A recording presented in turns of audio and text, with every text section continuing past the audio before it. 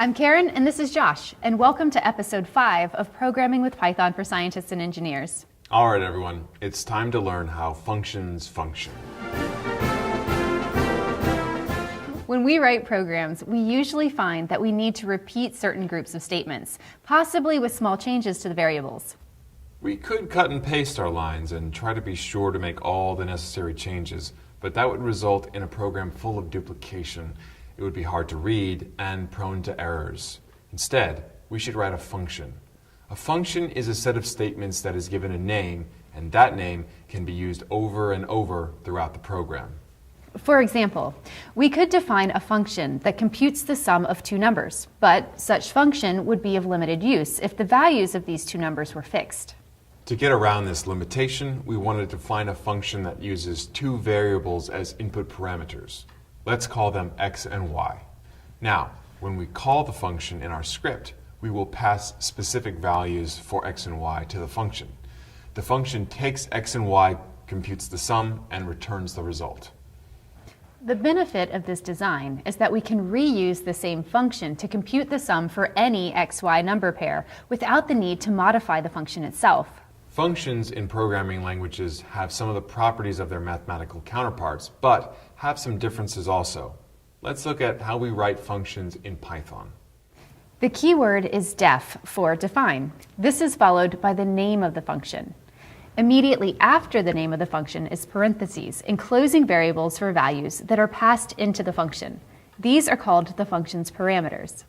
The function name must be followed by parentheses, whether any values are passed in or not.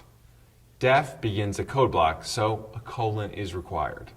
All statements are indented.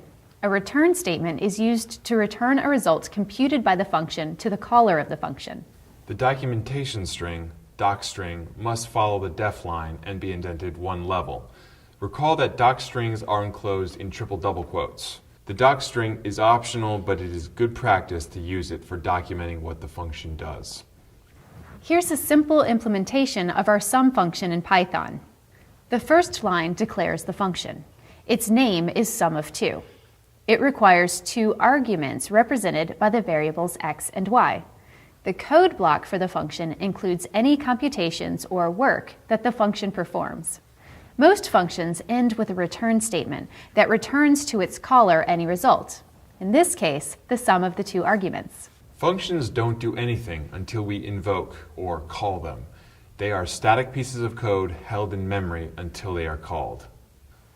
To invoke a function, we use the function name, followed by parentheses enclosing any values that must be passed into the function. For example, to test out the above code, open a new file in Spyder and save it as functions.py. Then type in the following code. Now run it. Observe that the definition of the function appears in the code before any other code. This is because the interpreter goes through the script line by line from top to bottom and has to have seen the function definition before it can invoke it. It's very important for good programming practice to use functions within our codes. Functions enable us to isolate chunks of code into small packages. Functions break down the program into a series of well-defined tasks. This makes code easier to read, maintain, and debug. Finally, functions reduce cut and paste errors. If your code does something more than once, write a function. In the previous example, we used the same variable names, x and y, when we called the function. We don't have to do that. We can use any variable name in the function call. Those values will get mapped to the symbols x and y within the function. For example, at the end of the file functions.py, type the following. Now, run your code. In this example, the value stored in w was sent to the x variable in the function, and the value stored in v was sent to the y variable. Because of this mapping, the variables in the parameter list of the function are often called dummies. The real arguments are the variables we use when we call the function. What comes back from the function is called its return value. Our sum of 2 function returns the sum of its 2 arguments. When an interpreter sees a function call, it goes to where the instructions for the function is saved in memory and performs any statements within the function definition. It treats the call to the function as the placeholder for the return value. As soon as it has the return value, it is able to complete any statement that called the function. In our example, we have to save the return value into the variable s or it disappears. You can return either a variable or an expression, but it has to be in the return statement in order to be available to the calling program. And once the return statement is reached, the control returns to the caller. That's why it's called a return. No more statements in the function will be executed. Even though we can return only one variable, it can be of any Python type. So we can return lists or strings or other types we haven't studied yet. That gives us the ability to return more than one simple variable from a function. All Python functions must return something. If you don't put a return statement in yourself, it will return the special value, none. We just said that we can only return one variable of any type. One of the most common types to return is a tuple. A tuple is a lot like a list, except that it is immutable. It cannot be changed once it is defined. We use round parentheses to identify tuples. For example, just like a list, the elements of a tuple can be different types.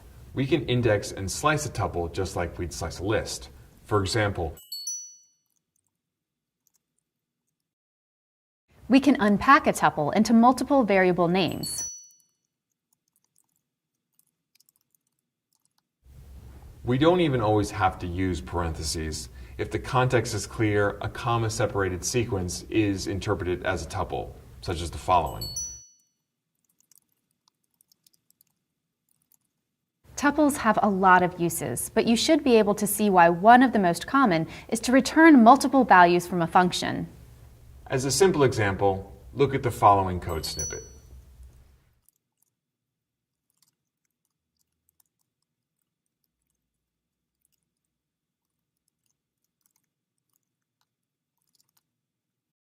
Now, let's return to studying functions.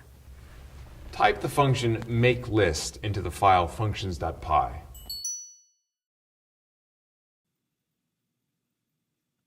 You notice that we don't assign the return value of makeList to a variable, but instead pass it directly as an argument to the print function.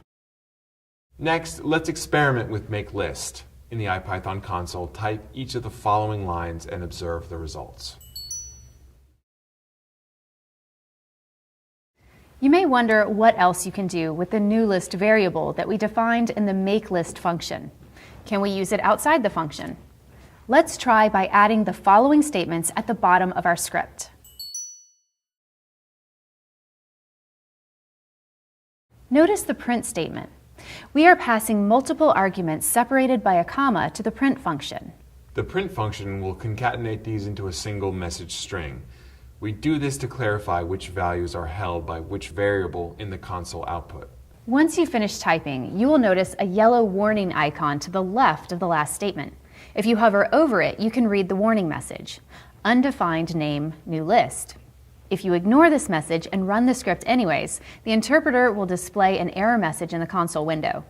Name error, name, new list is not defined. This highlights an important concept, the visibility or scope of variables inside and outside of functions. In Python, the scope of a variable is the code block within which it first is referenced. Such a code block can be the enclosing file or a function.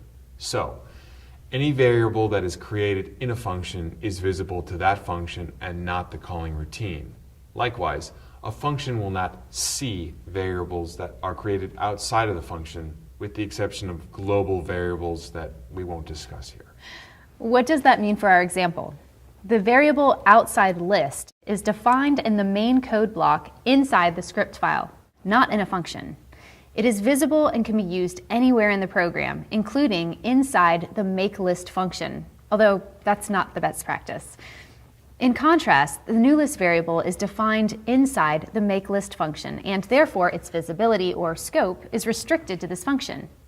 We don't have access to this variable outside this function. Now, what happens if we define another newList variable outside the makeList function? Insert the following statement above the call to makeList. Now, we have two newList variables defined, one inside the makeList function and one defined in the code block that calls makeList. Note that the warning icon next to the print newList statement has disappeared. Do you expect the outside list and newList to hold the same values? Let's run the script to find out. Although the two variables share the same name, they operate within different scopes and are handled as separate entities. Therefore, each holds its own value. There's another very important aspect about how functions handle variables. It has to do with how functions use parameter variables.